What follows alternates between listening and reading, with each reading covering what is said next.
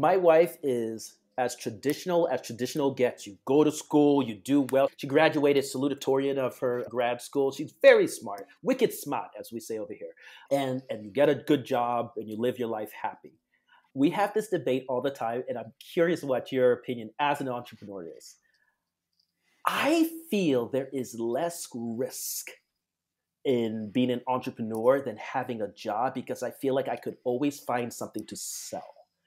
And if I'm out of a job, I'm just out of a job. And I don't have anything to build on to be like, at least I know I have a skill set I can build on, and I know how to make a marketing funnel. I know how to do this. I know how to do that, Right. that I'm not starting from square one. So like, in my opinion, maybe it's just the way my head is wired. I think there's less risk personally for me being an entrepreneur than having a job, pissing my boss off and getting fired. What are your thoughts? I totally agree. I actually did an interview with Kitsis on his podcast back in the day. It was very early numbers, like 50, first 50. And it was all about my view on that starting my own financial planning firm was less risky than having a job. And it was because my last job, I got fired and it was I like, totally okay, would get fired. I would get fired. Like, yeah, I know, like, I would well, get fired. and that was where somebody that had control of 100% of my income and there was nothing I could do about it. I just walked in on a Friday and was let go. I'd moved halfway across the country for this Oof. job. They're 6 months gone.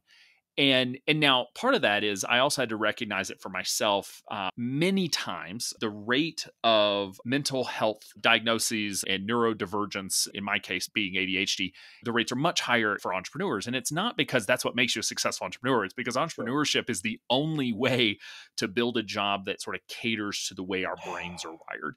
And so for me, that's the part that gets lost is that, yes, I can go, my dad has been a career guy. He's had, once he found his spot, like he's been with like 2 different businesses over 40 years, it seems like, and he's wired to be a W-2 employee. And that's awesome. There's no shame in that. I was just not.